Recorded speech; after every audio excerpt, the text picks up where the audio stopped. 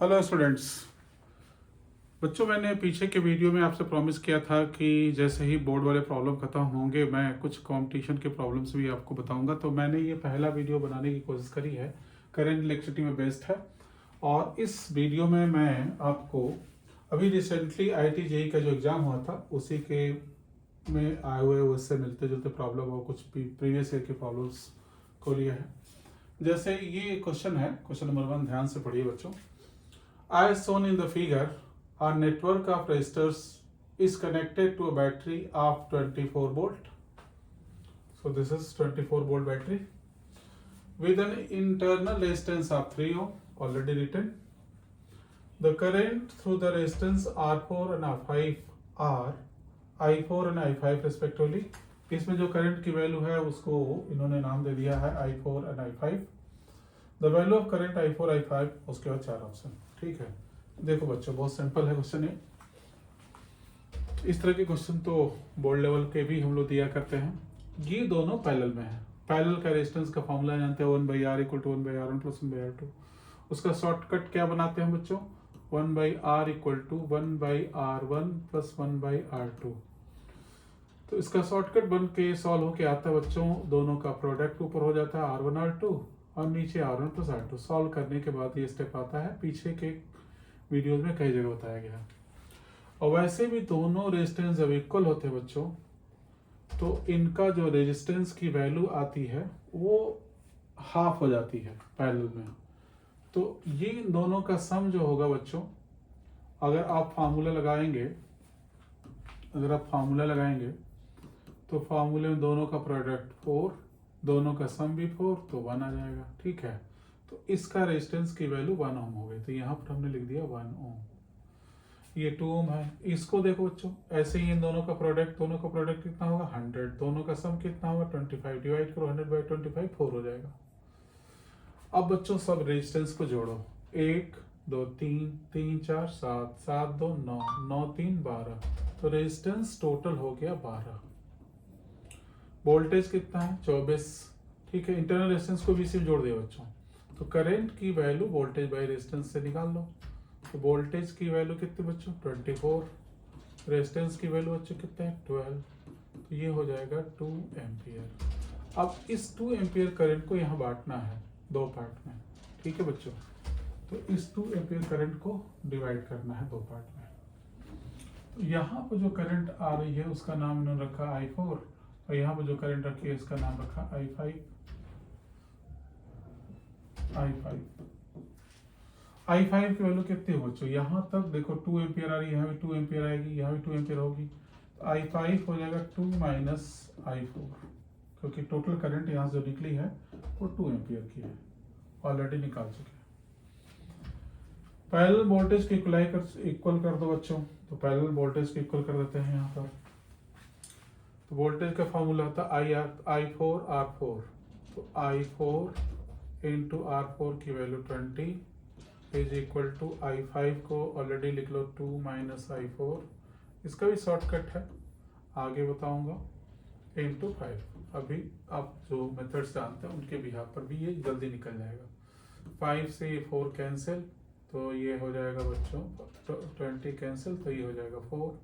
तो 4I4 और I4 मिलकर के हो जाएगा बच्चों 5I4। तो 5I4 = हो गया 2। तो I4 की वैल्यू हो गई बच्चों 2/5। अब देख लो कोई ऑप्शन मिल रहा है कि नहीं। तो I4 की वैल्यू 2/5 एम्पियर, ये वाला ऑप्शन मिल रहा है। लेकिन चेक करने के लिए कि एकदम करेक्ट है कि नहीं, ठीक है ना, आपका ऑप्शन।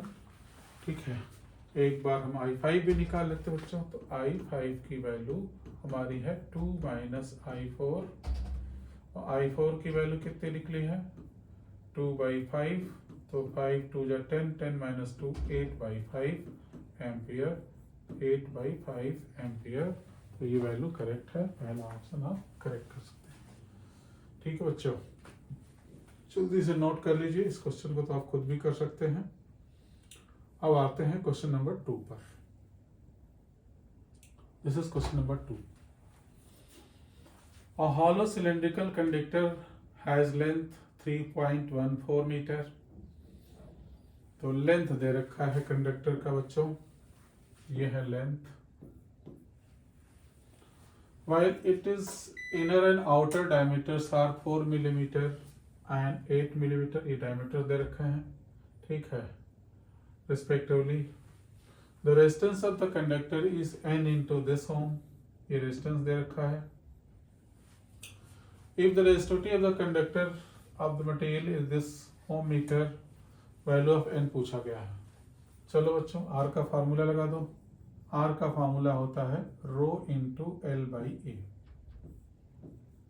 ठीक, R की वैल्यू कितनी दे रखी है, n into 10 to the power -3.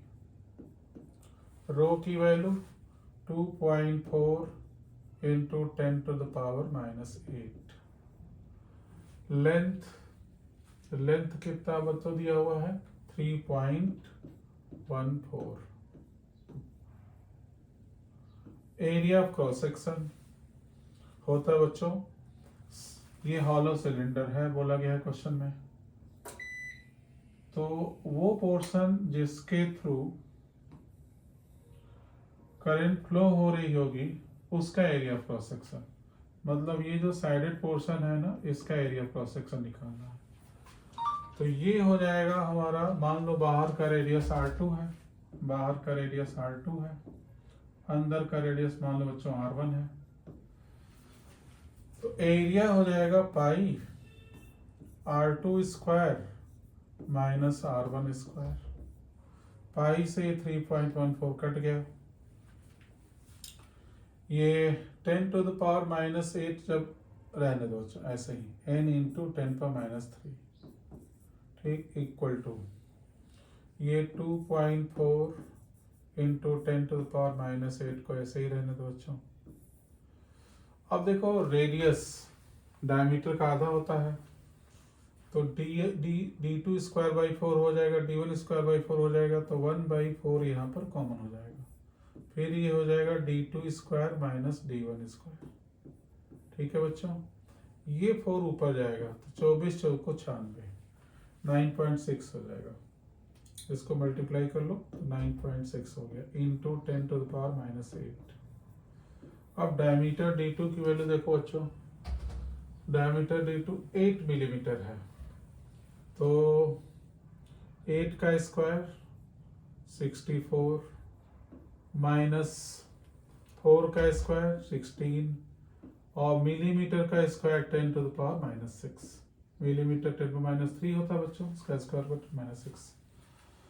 तो ये ऊपर हो गया बच्चों हमारा 24 चौक को 96, 4 चौक को 16, 4 8 9, 96, 9.6 इंटू 10 to the power, ठीक है, ये ऊपर जाके -2 कर देगा, इसको +6 होगा तो इंटू, इसको माइनस करो बच्चों, तो ये हो गया 14, 14 में से 6 गया 8. ठीक है बच्चों, और ये हो गया 5, 5 में से 1 गया 4.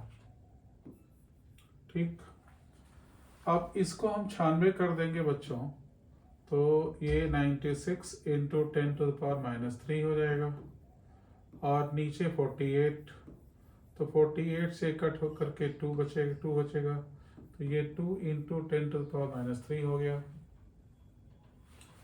तो ये हो गया बच्चों सॉल्व होकर के 2 into 10 to the power -3. Left side में देखो क्या है बच्चों, लेफ्ट साइड में n into 10 to the power -3 है, तो 10 पर -3 से 10 -3 कैंसिल हो गया, तो n की वैल्यू क्या हो जाएगी 2. तो यहाँ पर n की वैल्यू पूछी गई थी, तो n की वैल्यू आपको 2 कर लेनी है. ठीक है बच्चों, so this is the answer of question number 2. ठीक है बच्चों, नोट कर लीजिए इसको. n की वैल्यू यहाँ पर आ गई हमारी, जो पूछा गया था n की वैल्यू, ये वैल्यू हमने निकाल लिया 2, n निकल के आ गया आंसर में 2. ठीक है बच्चों, आगे बढ़ते हैं, क्वेश्चन नंबर 3 पर आ जाते हैं. देखिए ध्यान से पढ़िए क्वेश्चन को. Question number 3, a cell of 90 volt is connected across series combination of two resistors each of 100 ohm. The voltmeter of resistance 400 ohm is used to measure the potential difference across each of the a voltmeter, ध्यान देना बच्चों इस पर, a voltmeter is of resistance 400 ohm is used to measure the potential difference across each of the resistors. The reading of the voltmeter will be, ठीक है। चलिए एक 90 volt की बैटरी बना देते हैं। ये 90 वोल्ट की battery connected across series combination of two resistance of 100 ohm, तो ये भी 100 ओम, दूसरा भी 100 ओम, तो ये 100 ओम, ये भी 100 ओम, ठीक। और इसके पैरेलल एक वोल्ट मीटर जुड़ा हुआ है, इसके पैरेलल एक वोल्ट मीटर जुड़ा हुआ है, जिस वोल्ट मीटर का रेजिस्टेंस है 400 ओम। तो बच्चों किसी एक के क्रॉस जब जोड़ोगे तो उसमें रीडिंग पूछी गई है, तो ये दोनों पैरेलल में हो जाएंगे, तो इनका रेजिस्टेंस निकालने, पैरेलल में बताया था दोनों का प्रोडक्ट और दोनों का सम, दोनों का प्रोडक्ट करोगे तो 400 के आगे 2 जीरो और दोनों का सम करोगे तो 500, 2 जीरो कट जाएगा, ठीक है बच्चों। ये कट करो, 5 बट 40 80, तो 100 ये है, तो टोटल रेजिस्टेंस की वैल्यू, इसका आरडीएस मांग रहे हैं, टोटल रेजिस्टेंस की वैल्यू 80 प्लस 100 180। तो अब करंट निकाल लो बच्चों, करंट होता है वोल्टेज बाय रेजिस्टेंस, वोल्टेज की वैल्यू है 90, रेजिस्टेंस है 180, तो ये करंट हो गया 1/2 एम्पियर, मतलब 0.5 एम्पियर। अब यहाँ पर करंट जो आ रही है उसकी वैल्यू तो वही 1/2 एम्पियर होगी। इसमें से कुछ करंट यहाँ पर बच्चों जाएगी I1, यहाँ से कुछ करंट इधर जाएगी I2, I2 कितना होगा, half minus I1, parallel voltage same होते हैं, तो I1 R1, इसको R1 मान लिया, 100 is equal to I2 R2, R2 की वैल्यू क्या है, हाफ माइनस I1 इंटू 400, तो इस 100 से ये कट जाएगा, 4 बचेगा, ब्रैकेट में लगा दो बच्चों, नहीं तो गलत हो जाएगा। 4I1 प्लस I1 मिलके उधर हो जाएगा 5I1, ठीक, और ये 4/2 हो जाएगा बच्चों 2, तो I1 इक्वल टू 0.4, 5 चौको 20, ठीक है बच्चों, 0.4। तो वोल्टेज की value V equal to I1 into R1 कर लो, I1 की वैल्यू कितनी आई बच्चों, 0.4 इंटू रेजिस्टेंस वहाँ पर है 100 ओम, यहाँ पर वोल्टेज निकाल लें, पैरेलल वोल्टेज सेम होता है, वही वोल्ट मीटर रीड करेगा, 40 volt, this is the right answer, 40 volt first सही है। आप चेक कर सकते हैं एक बार कि ये दोनों पैरेलल में हैं, तो इनका रेजिस्टेंस हो गया 180, ठीक है, और इसके साथ सॉरी इसका रेजिस्टेंस हो गया 80, इसके साथ ये सीरीज में है तो 180, रेजिस्टेंस टोटल 180 हो गया, करंट निकाल लिया, करंट को डिवाइड किया, पैरेलल वोल्टेज इक्वल करके हमने यहाँ पर निकाल लिया, ठीक है बच्चों, नोट कर लीजिए, दिस इज क्वेश्चन नंबर 3। अब आते हैं बच्चों क्वेश्चन नंबर 4 पर, ध्यान से देखिए इसको। If a copper wire is test to increase the length by 20%, the percentage increase in the resistance of the wire is, resistance of the wire में ही परसेंटेज चेंज पूछा गया है। तो बच्चों एक फार्मूला हमने समझाया था पीछे के वीडियो में कि R इक्वल टू फार्मूला होता है रो इंटू L/A। अगर किसी वायर की लंबाई n गुना बढ़ा दी जाए तो उसका एरिया n गुना कम हो जाता है। तो नया रेजिस्टेंस अगर R' करोगे, रो लेंथ अगर NL करोगे तो एरिया A/N हो जाएगा। तो नया रेजिस्टेंस R' n ऊपर जाएगा तो n square rho into L/A हो जाएगा और इसकी वैल्यू R होती है बच्चों। तो नया रेजिस्टेंस R' हो गया n स्क्वायर R। अगर आपको ये फार्मूला याद है तो फटाफट लगाइए और करिए। ये तो मैंने समझाने के लिए बता दिया, एक बार पीछे में बता चुका इसको। तो अब जो लेंथ है बच्चों वो 20% बढ़ाया गया, तो नया लेंथ क्या होगा, पहले L तो होगा ही, नए लेंथ को L' मान लिया। नए लेंथ को हमने मान लिया एल डैश, पुराना लेंथ प्लस उसका 20% और 20% का मतलब 1/5 हो जाएगा बच्चों। तो ये L प्लस L/5, तो ये हो जाएगा बच्चों 6L/5। तो अब इसके हिसाब से देखो बच्चों, L dash equal to 6/5L है, तो हमारा n की वैल्यू क्या होगी बच्चों? n की वैल्यू हो गई 6/5 n। L dash equal to NL करके सोचो तो n की वैल्यू 6/5, तो नया रेजिस्टेंस क्या हो जाएगा इस फार्मूले से? तो R dash is equal to n की वैल्यू 6/5 का होल स्क्वायर इंटू R। तो R डैश बाई R कर लो बच्चों, R डैश बाई R, 6 की वैल्यू 36, R की वैल्यू 25।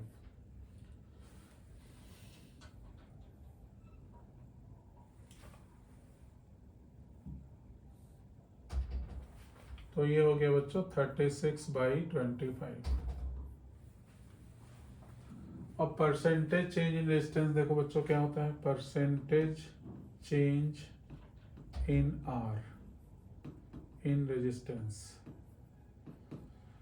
चेंज इन रेजिस्टेंस मतलब R dash minus R by R initial resistance into 100। तो R dash by R की value 36/25 आ जाएगी, -1 into 100।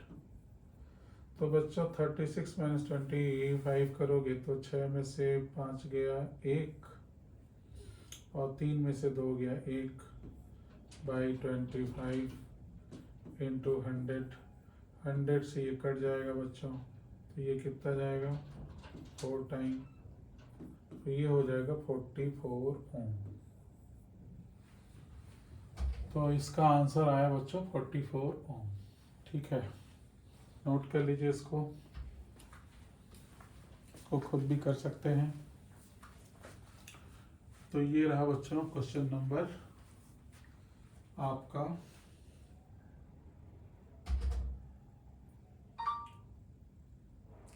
4।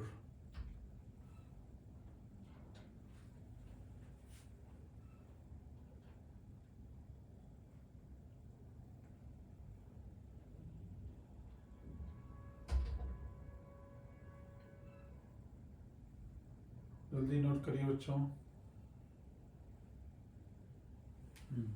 Answer is correct, मैंने check कर लिया। अब हम लोग आते हैं 5वें क्वेश्चन पे बच्चों, question number 5।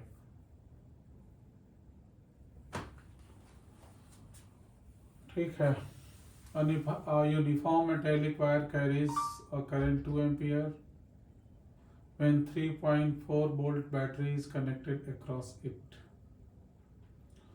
The mass of the uniform wire is 8.92 into 10-3 kilogram.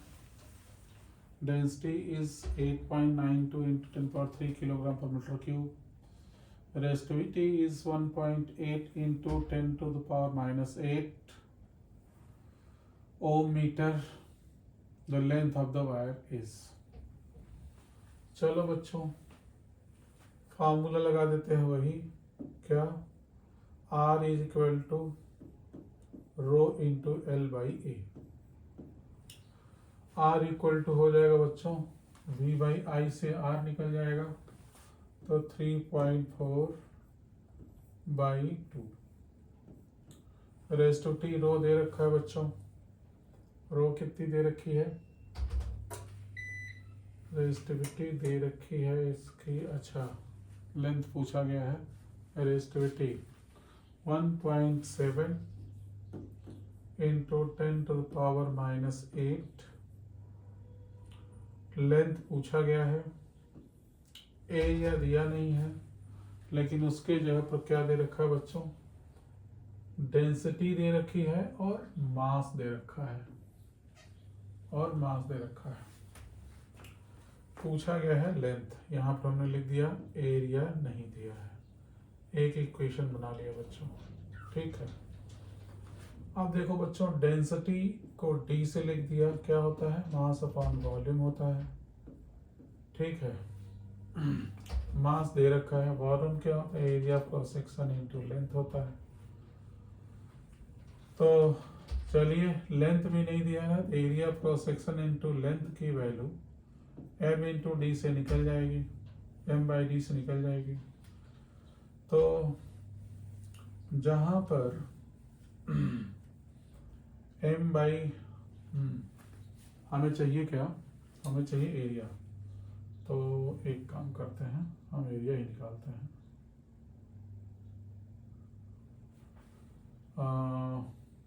Volume, तो एरिया निकाल देते हैं बच्चों लेंथ के टर्म में।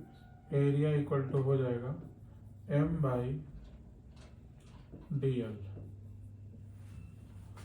अब यहाँ पर हम एरिया हटा के एम बाई डी एल रखेंगे, पुटिंग इन वन। अब मैं आप समझाने के लिए आराम समझा रहा हूँ, आप इसको जल्दी जल्दी कर सकते हैं। पुटिंग इन वन, तो 3.4 को जब 2 से कट करेंगे बच्चों तो 1.7 हो जाएगा। यहाँ 1.7 इंटू 10⁻⁸ और लेंथ को रहने दीजिए। एरिया की जगह पर लिखेंगे m बाई डी एल, तो m बाई डी एल तो डी एल स्क्वायर हो जाएगा बच्चों। ये 1.7 से 1.7 कट गया, मास को उधर भेज दीजिए, तो mass equal to 10⁻⁸ into L square into D.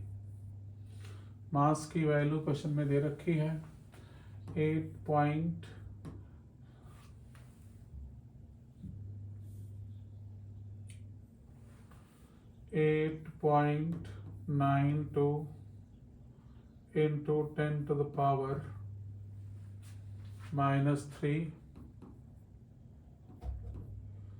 Equal to 10⁻⁸। और लेंथ की वैल्यू कितनी पूछी गई है, तो लेंथ का स्क्वायर निकलेगा into diameter, sorry density, into density 8.92 into 10⁻³ तो बच्चों ये 8.92 से 8.92 कैंसिल, और ये उधर जाके 10⁻⁶ कर देगा इसको, 10⁻⁸ इक्वल टू एल स्क्वायर। इससे कटेगा तो 10⁻² आएगा, इधर आएगा तो ये नीचे -2 ऊपर जाके +2 मतलब 100 इक्वल टू एल स्क्वायर। तो एल इक्वल टू आ गया 10 मीटर। नोट कर लीजिए बच्चों, एल की वैल्यू आ गई 10 मीटर।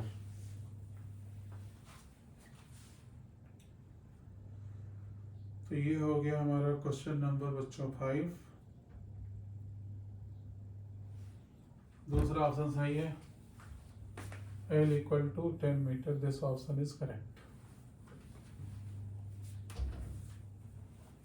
ठीक है बच्चों, इरेज करता हूं मैं इसको। अब आते हैं क्वेश्चन नंबर 6 पर। Question number 6, in the given circuit the equivalent resistance between terminal A and B is, A और B के बीच में equivalent resistance पूछा गया बच्चों। देखो बच्चों, A से ये तो करंट फ्लो हो रही होगी पक्का, लेकिन यहां से जो करंट आएगी बच्चों वो इधर नहीं जाएगी, क्योंकि एक बढ़िया सा कंडक्टर यहाँ जुड़ा हुआ है। करंट क्यों उधर जाएगी फिर, तो रेजिस्टेंस, इस रेजिस्टेंस में करंट फ्लो नहीं होगी। करंट ऐसे आएगी, ऐसे आएगी, ऐसे आएगी, ऐसे आएगी, ऐसे आएगी, इसके थ्रू भी आएगी।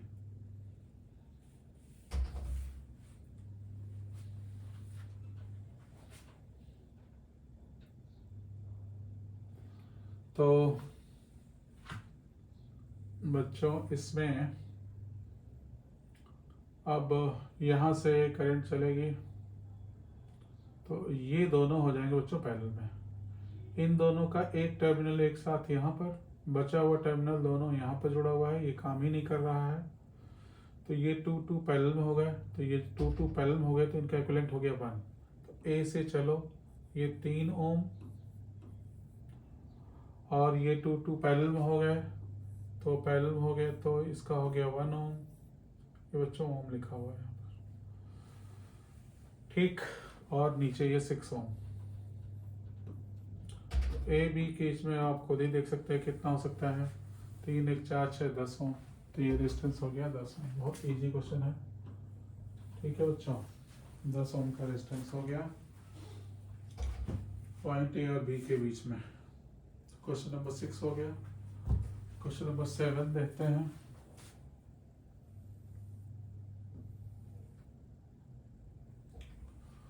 The resistance of a wire is 5 ohm. New resistance in ohm if stressed 5 times. अभी बताया था बच्चों कि R dash equal to N square R। अगर लेंथ बढ़ा रहे हैं तो N कितने गुना है, 5 गुना। तो 5 का स्क्वायर 25, ठीक, और रेजिस्टेंस 5। तो यहाँ 5 का स्क्वायर किया बच्चों, N का स्क्वायर 125 ओम। तो ये ऑप्शन सही है, ठीक। आगे बढ़ते हैं, क्वेश्चन नंबर 8 पर आते हैं। पढ़िए इसके जरा।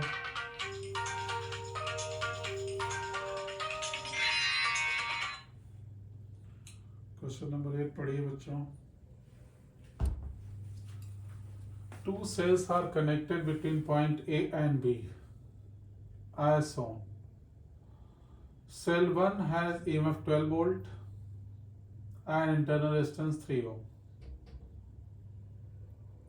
ठीक है, ये सेल और ये रेजिस्टेंस। सेल 2 है EMF 6 volt and internal resistance 6 ohm.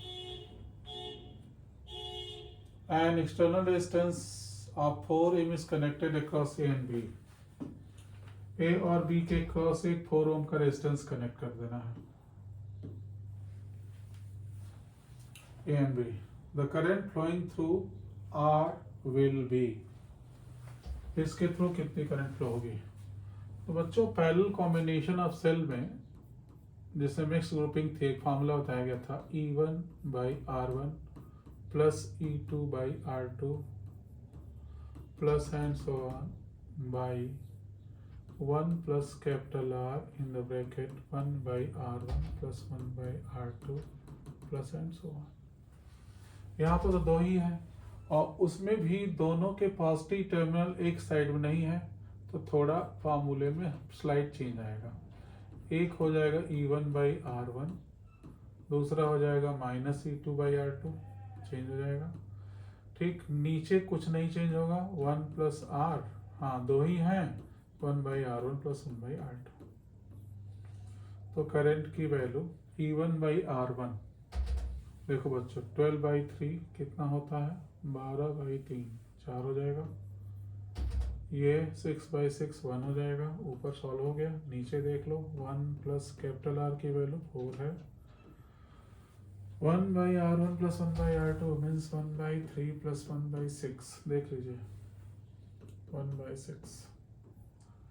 Solve कर लेते हैं इसको, ऊपर हो जाएगा 3, नीचे 1 प्लस 4, यहाँ पर LCM 6 होगा जो ऊपर चला जाएगा, और ये 3 2 जा 6, 6 1 जा 6, ये 3 हो गया पूरा, 3 से 3 कट गया, तो ये हो जाएगा 6 और नीचे हो जाएगा बच्चों 5, तो 6 by 5, तो ये आ गया 6 by 5 एम्पियर। कैलकुलेशन चेक कर सकते हैं। Question number 8।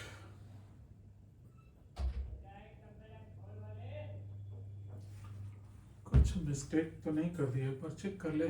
चलो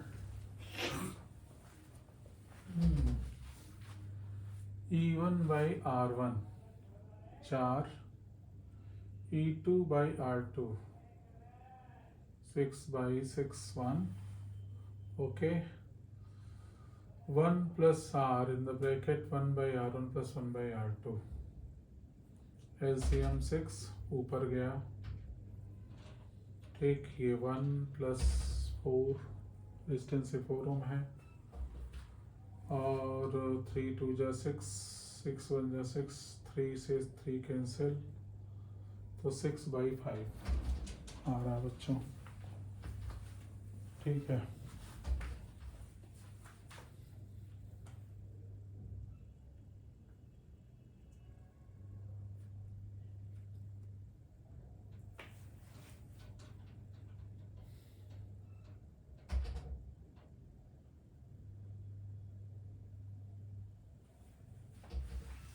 नोट करिए बच्चों, तब तक इसको एक बार मैं क्रॉस चेक करता हूँ इसको जरा।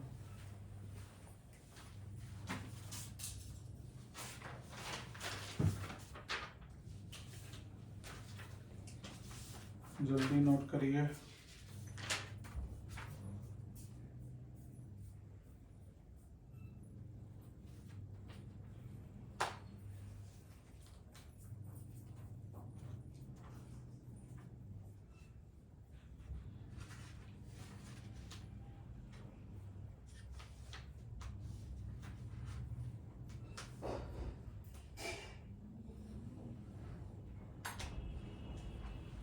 बच्चों एक मिस्टेक हुई है कैलकुलेशन में, इसीलिए थोड़ा दिमाग जो है इसको एडमिट नहीं कर रहा था। कैलकुलेशन मिस्टेक यहाँ पर छोटी सी हुई है बच्चों, थोड़ा सा इसको सॉल्व करना पड़ेगा, इसीलिए दिमाग जो है बार बार इस पर बोल रहा था कि कुछ सही नहीं आ रहा है। हाँ बच्चों, ये डायरेक्ट वहाँ में मल्टीप्लाई होगा। इसको ऐसे सॉल्व करते हैं। ये हो गया हमारा 3, ये हो गया 4, सॉरी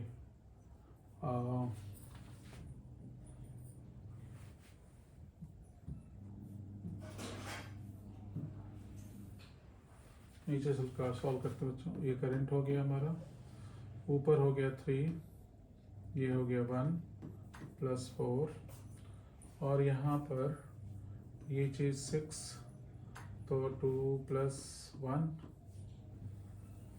तो ये 3 हो जाएगा बच्चों। 3 से ये 6 कटेगा तो 2 टाइम्स आएगा, 2 से 4 कटेगा तो 2 हो जाएगा, तो 3/3 आएगा। 3/3 तो ये 1 एम्पियर आएगा बच्चों। तो यहाँ एक मिस्टेक हुई थी, इसको मैंने सही कर लिया, बस कैलकुलेशन मिस्टेक था। 1 एम्पियर ऑलरेडी ये लिखा हुआ है, तो आपको केवल 1 लिखना था। अब ये करेक्ट है बच्चों। नेक्स्ट क्वेश्चन आते हैं, क्वेश्चन नंबर 8 हो गया 9। With the help of potentiometer, we can determine the value of a given cell. The sensitivity of the potentiometer is directly proportional to length of the potentiometer wire. बिल्कुल correct है बच्चों। पीछे बहुत discussion हो चुका है इस पर, पीछे की वीडियो आप देख सकते हैं। और inversely proportional to potential gradient होता है बच्चों। Inversely proportional to potential gradient ये हो गया, डायरेक्टली प्रोपोर्शनल गलत हो गया, और इनवर्सली प्रोपोर्शनल लेंथ गलत हो गया। तो इसमें हमारा ए और सी सही है, तो ए और सी ओनली, तो ऑप्शन नंबर 2 ठीक है। क्वेश्चन नंबर 2 में हमारा ऑप्शन नंबर 2 देख लीजिए बच्चों। क्वेश्चन नंबर 2 में ऑप्शन नंबर 2।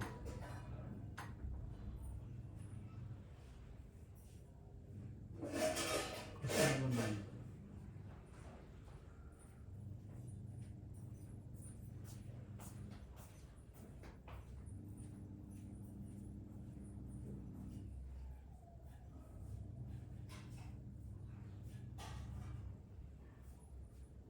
तो 9 में 2 से चेक कर लिया मैंने इसको। अब आते हैं अगले क्वेश्चन बच्चों। Question number 10। When two resistors R1 R2 connected in series and introduced to the left gap of a meter bridge, and a resistance of 10 ohm is introduced into the right gap,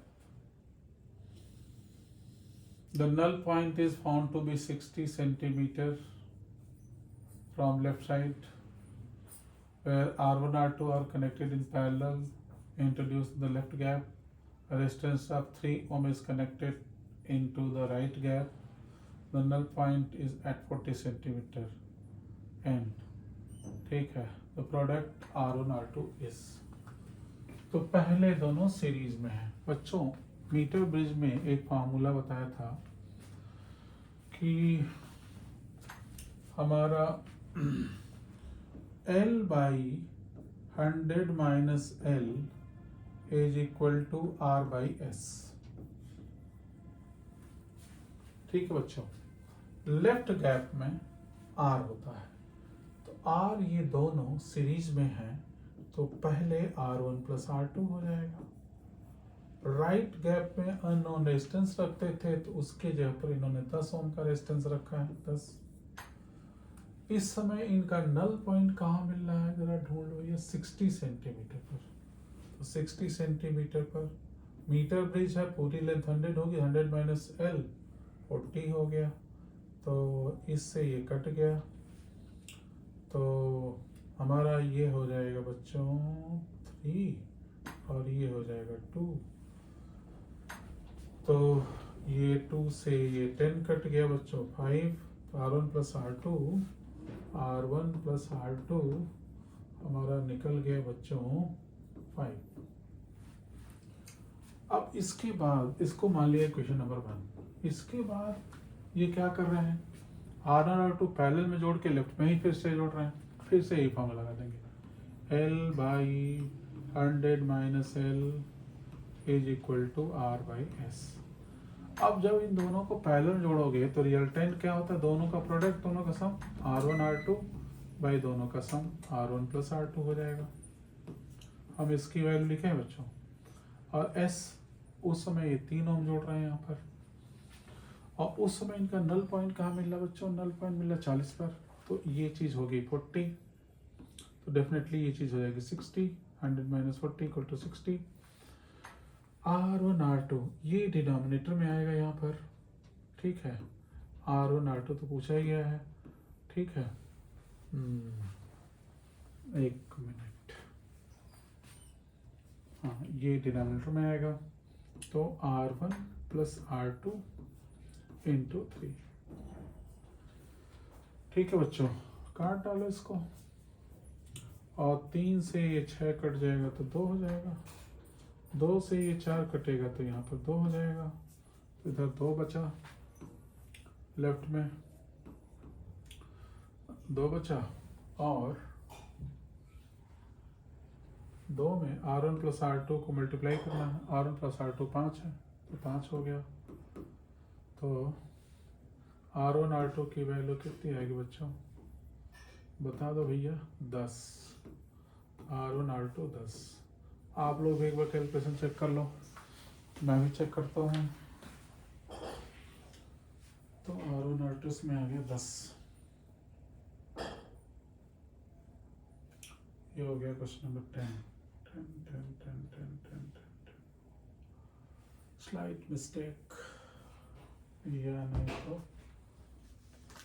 check करता हूँ बच्चों, आप लोग तब तक आप लोग check करिए। This is question number 10.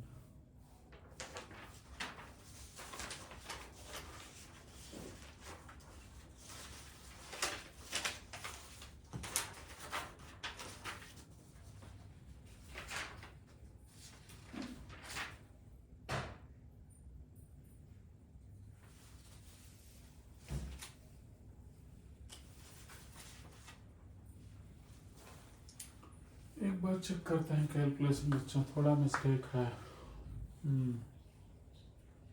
थोड़ा मिस्टेक तो दिख रहा है मेरे को,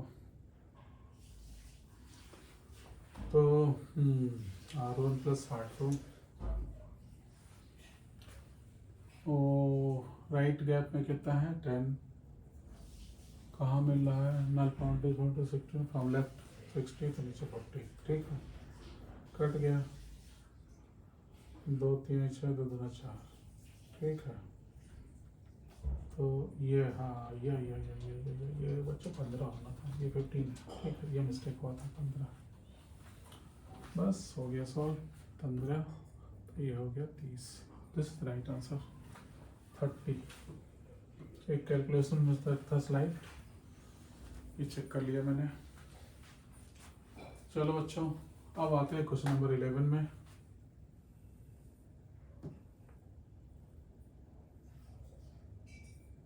Question number 11. Where the charge flowing in a conductor changes with time qt equal to alpha t plus beta t square plus gamma t cube, where alpha, beta, gamma are constant, minimum value of current is. तो q दे रखा है बच्चों, qt, q is the function of time, this, तो Q दे रखा है question में, Q लिख देते हैं। क्यू क्या है?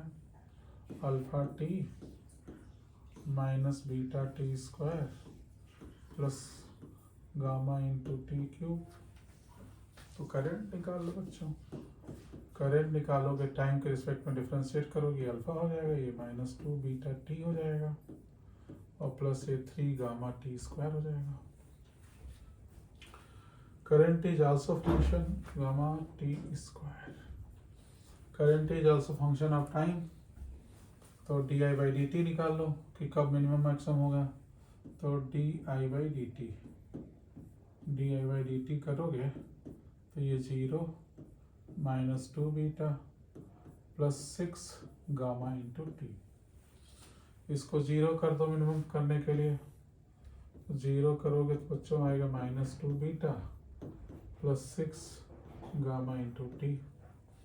तो ये इधर आके 2 बीटा हो जाएगा और 6 गामा नीचे आ जाएगा। 6 गामा तो इससे टी निकल जाएगा। तो 2 से ये 3, 2 से ये कैंसिल होगा। तो 6 गामा था यहाँ पर, तो नीचे हो जाएगा beta by 3 gamma is equal to T. तो टी की वैल्यू ये इस इक्वेशन में रख देंगे, करंट वाले इक्वेशन में। तो मिनिमम करंट निकल जाएगा, आई मिनिमम।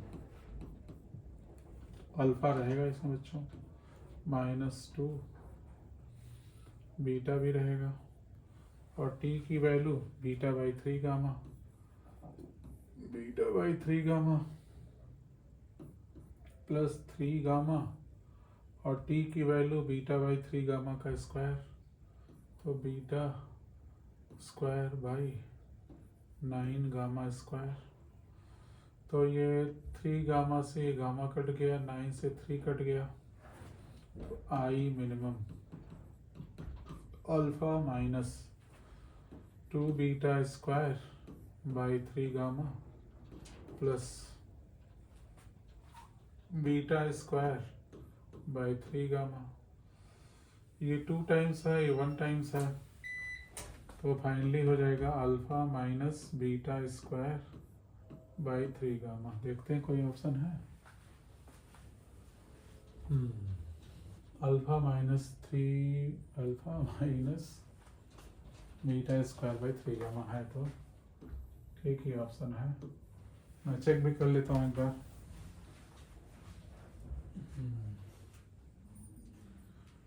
तो ये है क्वेश्चन नंबर 11, फोर्थ। ठीक सही है बच्चों, fourth option is correct. Next आते हैं 12th पर। In the following circuit the magnitude of current I1 is. Current I1 की वैल्यू पूछी गई है बच्चों। ठीक है, इसको करिए, अगले वीडियो में इसको सॉल्व करूंगा मैं। ठीक है, इजी ये भी है। ठीक है, क्योंकि टोटल 23 क्वेश्चन है तो आधे से आगे हम पहुंच चुके हैं। 2 वीडियो बनाएंगे, तो अगले वीडियो में इसको सॉल्व करके मिलते हैं बच्चों। बहुत इजी है, ये भी आसानी से हो जाएगा। टोटल 23-24 क्वेश्चन है। ठीक है बच्चों, मिलते हैं अगले वीडियो में। Thank you very much.